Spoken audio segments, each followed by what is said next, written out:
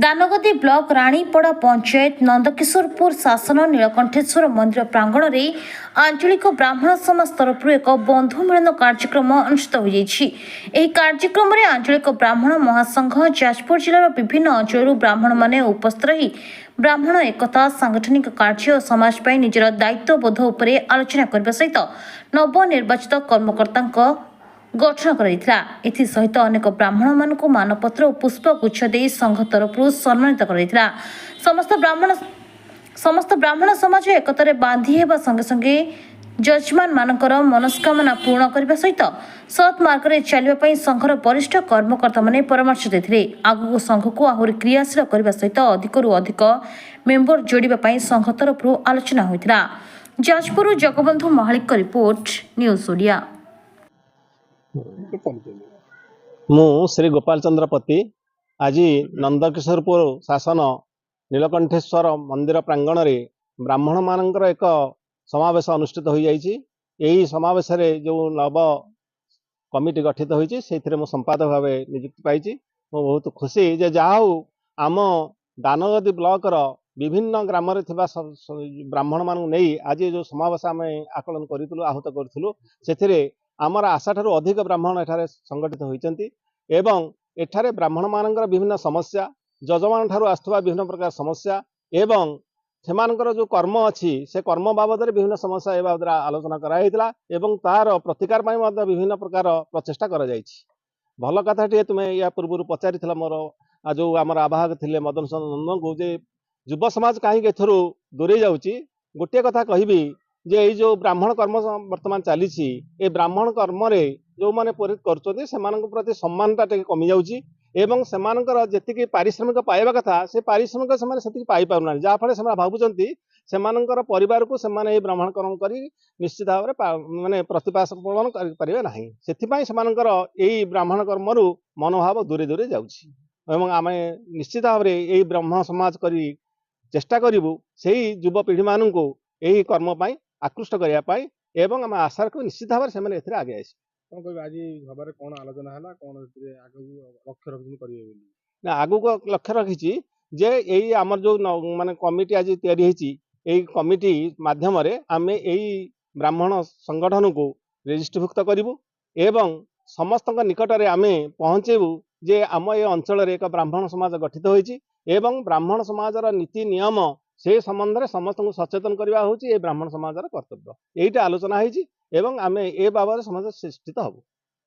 ब्राह्मण समाजर नर्व नूतन भाव में गठित आज ब्राह्मण समाजर सह संपादक एवं वरेण्य ब्राह्मण मान द्वारा वयोज्येष्ठ ब्राह्मण मान अपार आशीर्वाद आज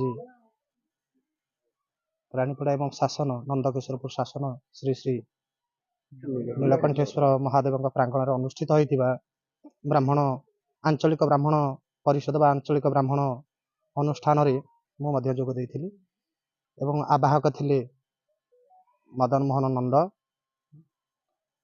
एवं तांकर तत्वावधान में अर्चित संपादक सह संपादक कोषाध्यक्ष समस्तंकर सदिच्छा एवं सहयोग आज जो कलिंगनगर अंचल नंदकिशोरपुर शासन में ब्राह्मण समाज आगुरी तो थिला नवनिर्वाचित होती ब्राह्मण मान मध्य उद्देश्य लक्ष्य हूँ समस्त मंगल जजमान मान मंगल विधान करने और विश्वर कल्याण करने ब्राह्मण मान मध्य असुविधा अव्यवस्था को यही समाज माध्यम अनुष्ठान माध्यम दूरीकरण करने समस्त साफल्यमंडित करने यह हूँ उद्देश्य एवं श्रृंखलित भाव समस्त ब्राह्मण समाज रे जो माने कार्यरत अच्छा जो माने कार्य निर्वाह करुँच समस्त तत्वावधान सहित कर्म को संपादन करने एवं समस्त परस्पर संपर्क को निबिड़ करने सर्वोपरि ये जो समाजर प्रथम उद्योक्ता जटेश्वर दास महोदय तत्वावधान अनुष्ठान गठित होता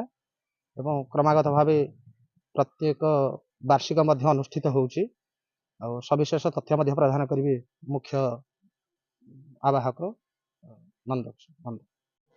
हरि ओम नमो ब्रह्मण्य देवाय गो ब्राह्मणाय हिताय च जगद्धिताय कृष्णाय गोविंदाय नमो नमः।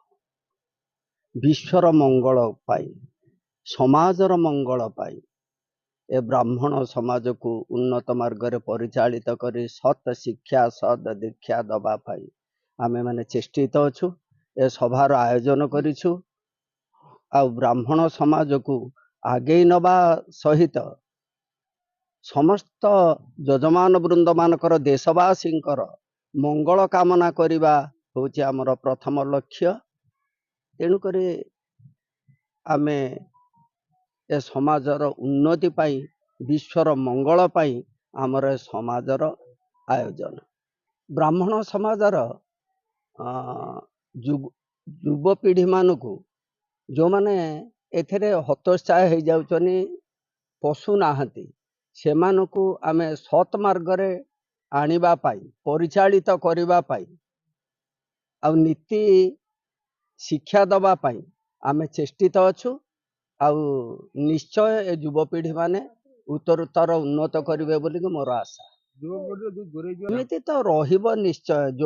ଯୋଉ ଯଜମାନ ମାନେ ଜାଣିପାରୁନାହାନ୍ତି ଯେ କଳି ଯୁଗରେ ପରାଶର ଧର୍ମ ଶାସ୍ତ୍ରରେ ଲେଖା ଅଛି ବ୍ରାହ୍ମଣ ମାନେ ହିଁ ଦେବତା। ବ୍ରାହ୍ମଣ ମାନେ ଯୋଉ ସଭା କରନ୍ତି ତାକୁ ବି ସୁଧର୍ମା ସଭା କୁହାଯାଏ। ତେଣୁକରି ଇଏ ବି ଗୋଟିଏ ସୁଧର୍ମା ସଭା।